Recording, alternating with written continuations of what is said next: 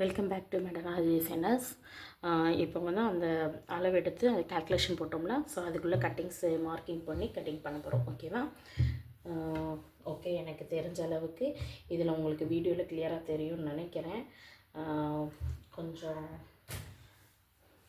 ஏன்னா என்கிட்ட இருக்கிறது வந்து அயனிங் டேபிள் தான் வச்சுருக்கேன். ஸோ அதில் கவர் பண்ணுற மாதிரி நான் பார்க்குறேன். ஓகே ஓகே ஓகே இப்போ வந்து கிளாத் எப்படி மடக்கணும் அப்படின்னா, ஸோ டபுள் ஃபோல்ட் பண்ணியிருக்கேன். ஓகேவா? ஸோ கிளாத் எப்படி மடக்கணும்னா ஆப்போசிட் ராங் சைடு எடுத்து நீங்கள் மடக்கிக்கோங்க. ஸோ ஃபஸ்ட்டு வந்து லென்த் வைஸ் மடக்கியிருக்கேன், திரும்ப அடுத்த பிரெத் வைஸ் ஒரு தடவை மடக்கியிருக்கேன். சரியா? ஸோ இங்கே பார்த்தீங்கன்னா உங்களுக்கு ஃபோல்டட் சைடாக இருக்கும். இதில் வந்து ஓப்பனிங்கே இருக்காது. ஆப்போசிட் சைடில் பார்த்தீங்கன்னா ரா எட்ஜஸாக இருக்கும். ஸோ இது வந்து ஆப்போசிட் சைடு ரா எட்ஜஸ்ஸு ஓப்பனிங் சைடாக இருக்கும். அந்த சைடில் ஓப்பனிங் இருக்குது. ஸோ ஃபோல்டட் சைடை உங்கள் பக்கம் போட்டுக்கோங்க. ஃபஸ்ட்டு வந்து ஹிப் பொசிஷனை வந்து மார்க் பண்ணுறேன். ஃபஸ்ட் ஆஃப் ஆல் எடுத்த உடனே ஃபஸ்ட் என்ன செஞ்சுக்கோங்க, ரெஃபரன்ஸ் லைன் ஒரு லைன் போட்டுக்கோங்க. ஓகேவா? தெரியுதா? ஓகே, ஃபஸ்ட் ஆஃப் ஆல் ஒரு ரெஃபரன்ஸ் லைன் போட்டிருக்கேன். ஸோ இதில் வந்து என்னுடைய ஹிப்போடைய வித்து எவ்வளோ எடுத்து ஃபஸ்ட்டு வந்து இது லெக் பொசிஷனுக்குள்ளது. அப்போது ஹிப்போடைய வித்து வந்து 22.5. ஓகேவா?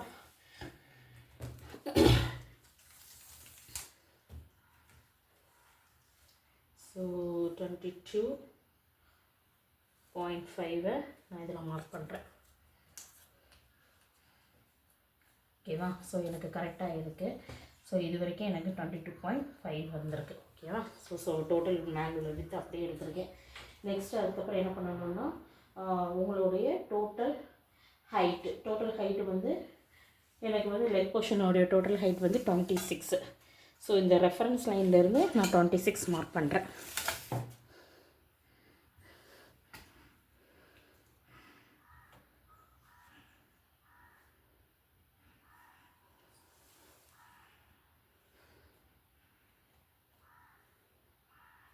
ஸோ 26 மார்க் பண்ணியாச்சு.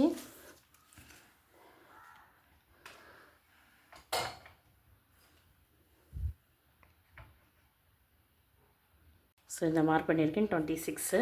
ஸோ இதுக்கு ஒரு லைன் பண்ணிக்கிறேன். ஓகேவா? ஸோ இதுதான் என்னுடைய லெக் பார்ட்டோடைய ஹைட்டு. சரியா?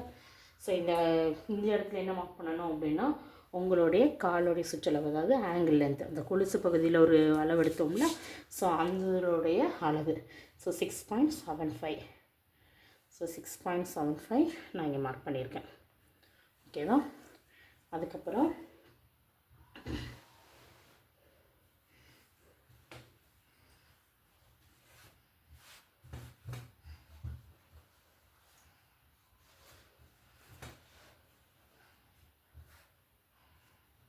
ஓகே, அடுத்து என்ன மார்க் பண்ணணும் அப்படின்னா நம்ம பெல்ட் போர்ஷனில் நம்மளுடைய க்ரோஷ் பாயிண்ட் வந்து 14 சொன்னோம். கரெக்டாக? ஸோ 14 டிவைட் பண்ணால் 7.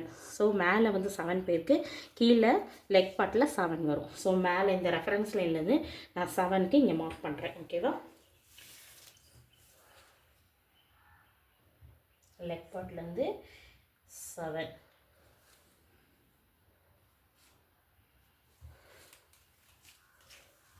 மார்க் பண்ணி அதை லைனை ட்ரா பண்ணிக்கோங்க. தெரியுதா? ஸோ லைன் ட்ரா பண்ணிக்கோங்க.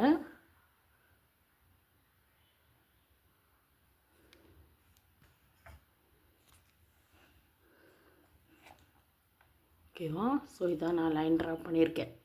அந்த பிங்க் கலர் லைன் இருக்குல்ல, ஸோ அதுதான் என்னுடைய க்ரோஷ் பாயிண்டோடைய பேலன்ஸ் 7உடைய லைன். ஓகேவா? தென் இதில் என்ன மார்க் பண்ணணும் அப்படின்னா உங்களுடைய சீட்டோட அளவு நம்ம எவ்வளோ சொன்னோம், 22.7, 22.5. ஸோ எனக்கு இங்கேருந்து இங்கே வரைக்குமே என்ன தான் இருக்குது, 22.5 தான் இருக்குது. ஸோ என்னுடைய லென்த் இது தான், என்னுடைய சீட்டோட வித்து இதே தான். ஸோ இதில் வந்து லைன் பண்ணோன்னா பண்ணிக்கோங்க. ஸோ எனக்கு கடைசி வரைக்கும் இருக்கிறனால நான் லைன் பண்ணேன். ஸோ இந்த பாயிண்ட்லேருந்து உள்ளே பார்க்க டுவோர்ட்ஸ் உள்ளே பார்க்க என்ன பண்ணேன்னா 1.75 வந்து மார்க் பண்ணுறேன். ஸோ மேலேயும் 1.75. ஸோ இந்த ரெண்டு லைனையும் ஜாயின் பண்ணுறேன்.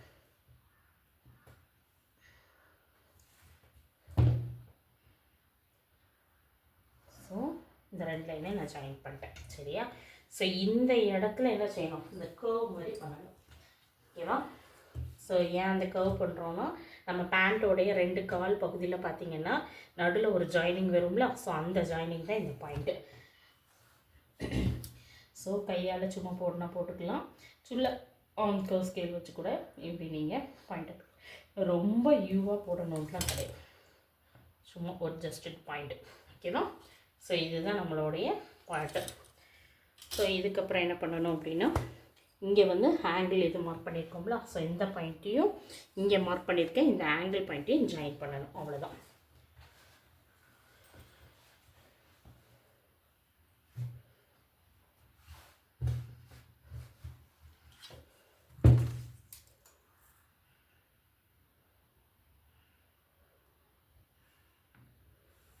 ஸோ ஃபஸ்ட்டு நான் ஜாயின் பண்ணிக்கிறேன்.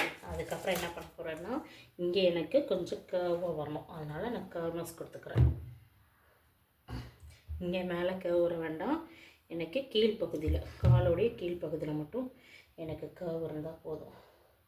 ஸோ இந்த இடத்துல ஸ்ட்ரெயிட்டாகவும் இந்த இடத்துல கர்வாகவும் நான் மார்க் பண்ணிக்கிறேன். ஓகேவா?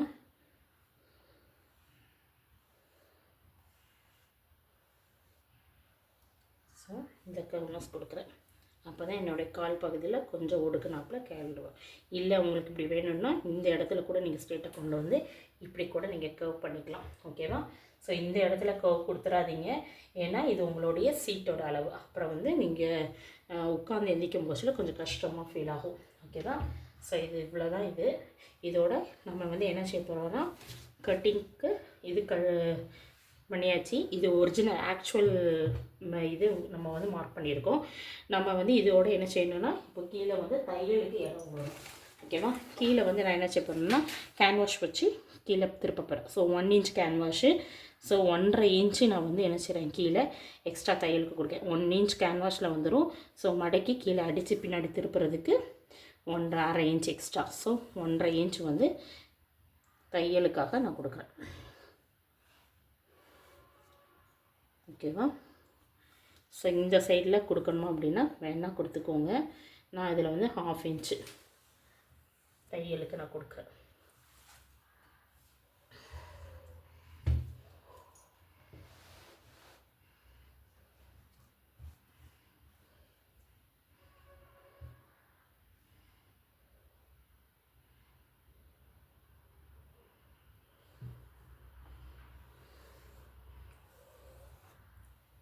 இன்ச்சு தையலுக்கு நான் கொடுத்துருக்கேன். ஸோ இந்த இடத்துக்கு இப்படி கொடுங்க, இல்லைன்னா இந்த மாதிரி கொடுங்க. அப்போ தான் மடித்து திருப்பும் போஸில் இந்த இடத்துல உங்களுக்கு துணி பத்தாமல் போகிறதுலாம் இருக்காது. ஸோ இப்படி வி மாதிரி கட் பண்ணிக்கோங்க. ஸோ மீதி எல்லாத்தையும் நான் அப்படியே கட் பண்ணிக்கிறேன். மேலே அதே மாதிரி 1/2 இன்ச்சு தையலுக்கு விட்டுறேன்.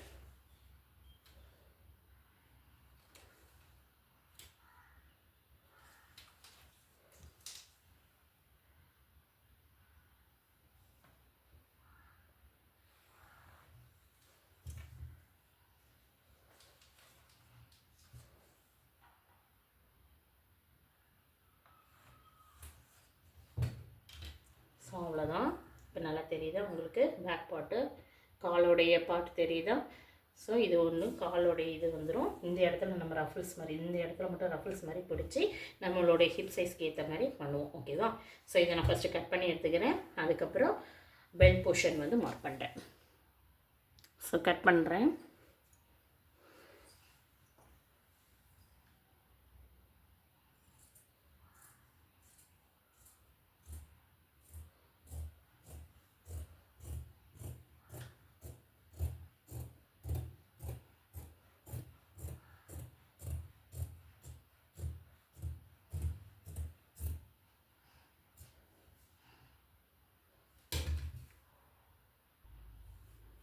ஓகே, எனக்கு பெல்ட்டோடைய ஹைட் வந்து 7 இன்ச்சு, வித்து வந்து 12.5 இன்ச்சு வேணும். ஓகேவா?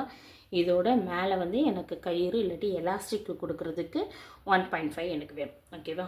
ஏன்னா நான் அந்த 1.5 மடித்து உள்ளே திருப்பி அடிக்க போகிறேன். ஓகேவா? ஸோ சைடில் தையலுக்கு இடம் கொடுக்கணும், அவ்வளோதான். ஸோ இப்போ எனக்கு 7 இன்ச்சஸ் அப்படின்னா 7 இன்ச்சஸ் ஹைட்டுனா எனக்கு அந்த உள்ளே வந்து எலாஸ்டிக் கொடுத்து திருப்புறதுக்கு எனக்கு எவ்வளோ வேணும்? 1.5 inches எக்ஸ்ட்ரா வேணும். ஸோ 7 + 1.5 inches எவ்வளோ வரும்? ஸோ 8.5 inches வரும். கீழே அதே மாதிரி கீழே லெக் பார்ட்டை ஆட் பண்ணுறதுக்கு, அதாவது கீழே உள்ள லெக் பார்ட்டை சேர்த்து தைக்கிறதுக்கு ஒரு 1/2 inch வேணும். So 8.5 inches. So plus 0.5 inches செக்கும் மோஸ்டில் 9 inches தேவை. ஸோ என்னுடைய ஹைட்டு வந்து 9 inches தேவை. ஸோ எனக்கு இந்த இடத்துல எனக்கு அந்த 9 inches கிடைக்குது. ஸோ நான் அந்த இடத்துல மார்க் பண்ணிக்கிறேன். ஓகேவா?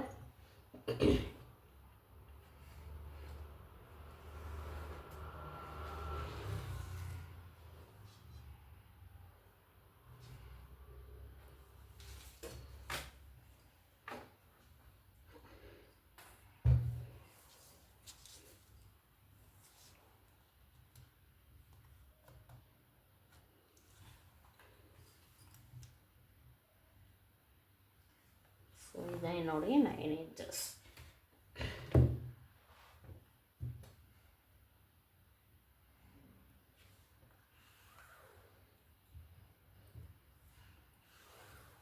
ஓகே, இது என்னுடைய 9 inches. என்னோடய வித் எவ்வளோ வேணும்? 12.5 inches வேணும். ஸோ 12.5 inches இந்த இடத்துல வருது. ஓகேவா?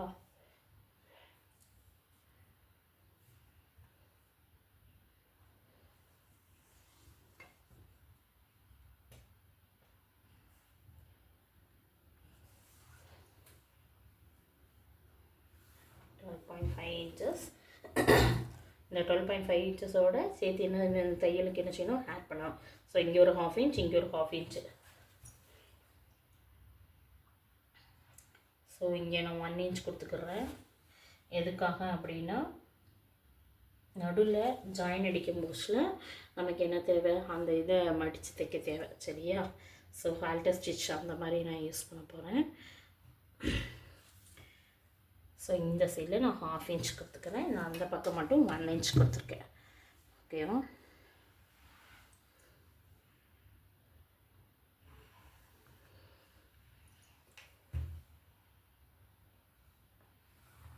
ஓகே, ஸோ இவ்வளோ தான் என்னுடைய டயக்ராம். ஓகேவா? ஸோ பெல்ட் பார்ட்டில் ஹைட்லேயே நான் வந்து என்ன செஞ்சுட்டேன்? இதில் மடக்கி, ஸோ இந்த 1.5 inch நான் என்ன செய்வேன்? இப்படி மடக்கி கொடுத்துருவேன். ஸோ 7 inch மட்டும் என்னுடைய பெல்ட் பார்ட் இருக்கும். அது போக சைடில் ஸ்டிச்சிங்க்கு இடம் கொடுத்துருக்கேன். அவ்வளோதான். இங்கே 1/2 inch கொடுத்துருக்கேன், இங்கே 1 inch கொடுத்துருக்கேன். எதுக்குன்னா இந்த 1/2 inch வந்து 4 பீசஸாக எனக்கு தனித்தனியாக கிடைக்கும். ஸோ அதை ஜாயின் பண்ணுறதுக்கு இங்கே 1 inch எதுக்கு கொடுத்துருக்கேன் அப்படின்னா, அரை இன்ச்சில் ஒரு இடத்துல தையல் கொடுத்துருவேன். இன்னொரு இடத்துல வந்து என்ன செய்வேன்னா, முன்னாடி பின்னாடியும் அந்த ரா எட்ஜஸ் வந்து இருந்துச்சுன்னா ஒரு மாதிரி இரிட்டேட்டடாக இருக்கும். ஸோ அந்த இடத்துல வந்து நான் வேறு வந்து சீம்ஸ் மாதிரி யூஸ் பண்ண போகிறேன். வேறு டிஃப்ரெண்ட் ஸ்டிச்சஸ் யூஸ் பண்ண போகிறேன். ஸோ ஒன்று ஃப்ரெண்ட்ஸ் ஸ்டிச்சஸ் யூஸ் பண்ணுவேன், இல்லாட்டி சீம்ஸ் ஹால்டர் ஸ்டிச் வந்து யூஸ் பண்ண போகிறேன். ஸோ ஹால்டர் ஸ்டிச் ஃப்ரெண்ட்ஸ் ஸ்டிச்சஸ்லாம் வந்து என்ன அப்படின்னு தெரியல அப்படின்னா, ஒன்றும் இல்லை, நம்மளுடைய ஜீன்ஸ் ஷர்ட்ஸு அவங்கள வந்து ஸ்டிச் பண்ணியிருப்பாங்க. ஸோ பட் ஆனால் வந்து எந்த இடத்துலையுமே வந்து எந்த இடத்துல ஜாயின் பண்ணியிருக்காங்க அப்படிங்கிறது தெரியாது. ஸோ அந்த மாதிரி ஸ்டிச்சஸ் யூஸ் பண்ணுறது தான், அந்த மாதிரி ஸ்டிச்சஸ் தான் வந்து ஹால்டர் ஸ்டிச் இல்லாட்டி ஃப்ரெண்ட் சீம்னு சொல்லுவோம். சரியா?